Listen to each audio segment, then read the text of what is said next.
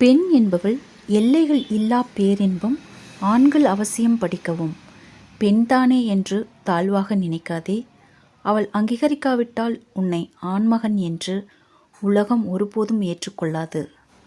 ஒவ்வொரு பெண்ணின் கடின உழைப்புக்கு பின்னாலும் பொறுப்பற்ற ஓர் ஆண் இருக்கின்றான்.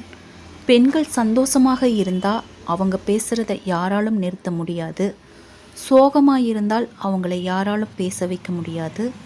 பொண்ணுங்க சிரிச்சா அழகாக இருக்கும், ஆனால் அந்த சிரிப்புக்குள் 1000 கவலைகள் இருக்கும். பெண் ஒரு அழகிய இசைக்கருவி. இரைச்சல் வருகிறதே என்று குறை சொல்வது முட்டாள்தனம். இசைக்க தெரியவில்லை என்பதை ஒத்துக்கொள்ளுங்கள். கோபத்தில் முகத்தை திருப்பிக் கொண்டு சமாதானத்திற்காக ஏங்கும் குழந்தையாகிறாள் பெண். பிடித்தவர்களிடம் மட்டும். தன்னை விட தனது வாழ்க்கை துணைக்கு அறிவும் திறமையும் அதிகம் என்று தெரிந்த பெண் சந்தோஷம் கொள்கிறாள். ஆண் சந்தேகம் கொள்கிறான். பெண்களுக்கு வீரமான ஆண்களை விட அன்பான ஆண்களைத்தான் மிகவும் பிடிக்கும். 1000 பேர் எதிர்த்து நின்று நம்மீது பழி சொன்னாலும், தவறு நம்மீதே இருந்தாலும், நம்மை விட்டு கொடுக்காமல் இறுதி வரை போராடும் உறவுக்கு பெயர்தான் மனைவி. யார் மீது கோபம் வந்தாலும் அதை பிடித்தவர்கள் மீது காட்டுவதே பெண்களின் குணம். ஆணின் அன்பை உணராது எந்த பெண்ணும் சந்தோஷமாக வாழ்ந்தது இல்லை. பெண்ணின் உணர்வுகளை புரிந்து கொள்ளாமல் ஆண்கள் இவ்வுலகில் எதையும் சாதித்தது இல்லை.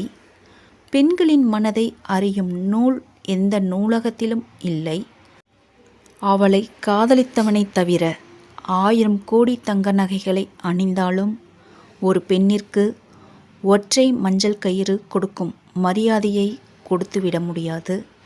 தனக்கே வலித்தாலும் தன்னை நேசித்தவர்களுக்கு வலிக்கக்கூடாது என்று நினைப்பதுதான் பெண்களின் குணம். பெண்கள் ரோஜா செடி போன்றவர்கள். கல்லும் இருக்கும், மண்ணும் இருக்கும், முள்ளும் இருக்கும்.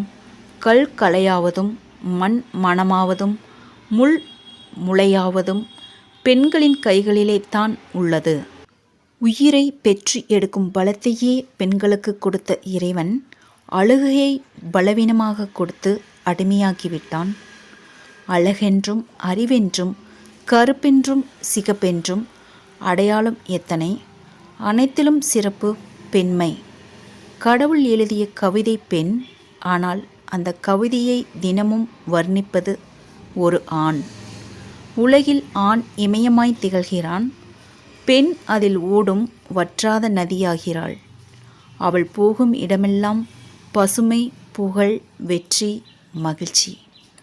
ஒரு பெண் திமிராக இருப்பதற்கு அவளின் ஒழுக்கமும் நேர்மையான அன்பான குணமே காரணம். பெண்களுக்கு மரியாதை கொடுங்கள். உங்கள் அம்மா பெண் என்பதால் இல்லை, நீங்கள் சிறந்த ஆண் என்பதால்.